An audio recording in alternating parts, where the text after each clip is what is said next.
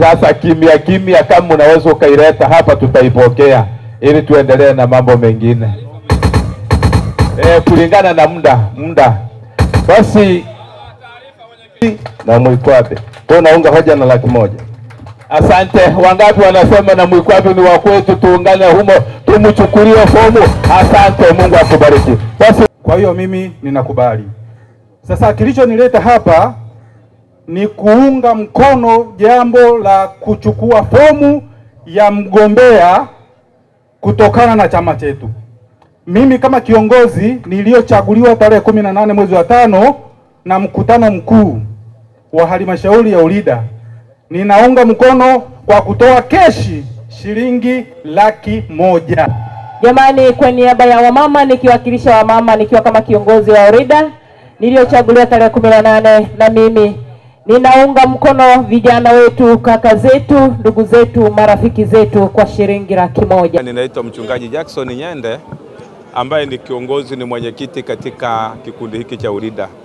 Kama ambavyo tulitanguliwa kuwaelekeza na kuwaambia kwa namna ambavyo kilianza, lakini pia kikundi hiki kina nia ya kuweza kufanya maendeleo yakiwemo kujenga shule.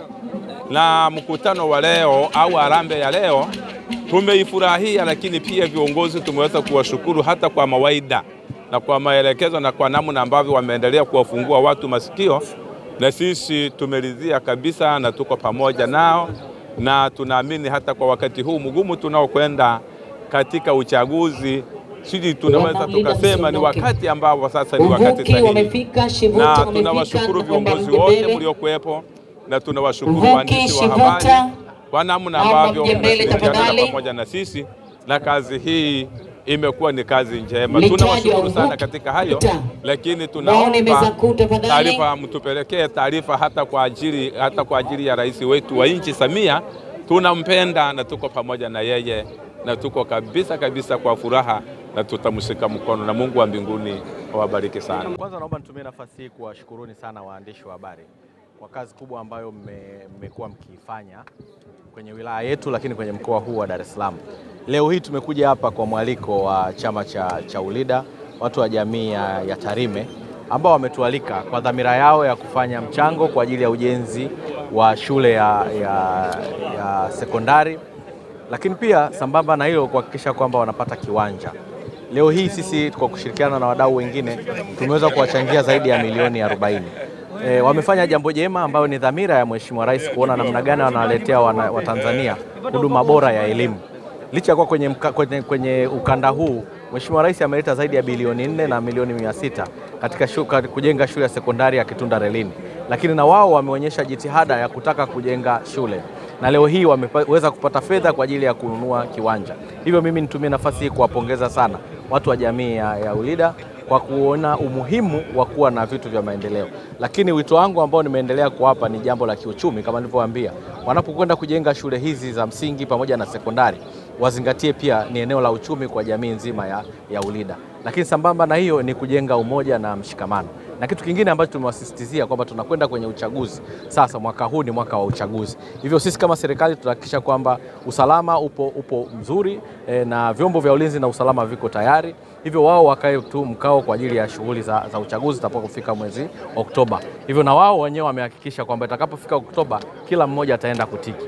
Hivyo wito wangu ni kuendelea kwa karibu nao, na sisi tumewaahidi watakavyoendelea na ujenzi kama serikali tutaendelea kuwa pamoja na kuwashika mkono. Mimi naitwa John Wambura Bina, rais wa shirikisho la vyama vya wachimbaji madini Tanzania, lakini pia ni mwenyeji wa mkoa wa Mara na ni Mkuria.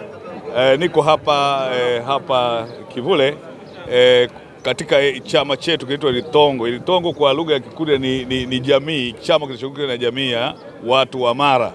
Lakini tumekuja hapa kwenye fundraising kwa maana ya kuchangia mawazo ambayo Ulida wanayo. Lakini nimekuja na mawazo mbadala namna gani Ulida itazidi kuwepo, sio kwa vizazi hivi tu, lakini hata kwa vizazi vinavyokuja. Jambo zuri ni lile ambalo linatokea au linaanzishwa na baadaye linaanza kwa udogo na baadaye linakuwa kwa ukubwa. Imani yangu mimi na uzoefu nilionao, nimepewa wanachama hapa, ninaona kitu fulani kwamba hii Ulida inaenda sehemu fulani ambayo ina manufaa makubwa zaidi kuliko haya ambayo tunayaona kwa sasa. na sisi Wakurya lazima tuseme wazi, ni watu ambao zamani tulikuwa tushirikiani, lakini kupitia ULIDA tunaanza kuona sasa Wakurya tunaweza tukashirikiana, tukazungumza sio tu kwa matatizo, lakini pia tukazungumza kwa faida. Na hicho ndio rai yangu kwa ULIDA, kwamba tutengeneze chama cha kijamii lakini chama cha kibiashara, ili mwisho wa siku ULIDA iweze kututoa matongotongo kwa pamoja tukikaa, kwa sababu naamini kwamba mkikaa watu 2000 humu, kuna maprofesa, kuna madaktari, lakini kuna wananchi wa kawaida, lakini kuna watu wenye vipaji humu, tutagundua vitu vingi sana hapa ULIDA na ambavyo vitaenda kuipa faida ULIDA, na hatimaye hii jamii ilianzisha wazo hili likawa ni wazo kubwa zaidi kuliko hili ambalo wanafikiria sasa. Mimi ni rai yangu nyewe waandishi wa habari ni kuandika vizuri ULIDA, kwa sababu ina nia njema. Mungu awabariki.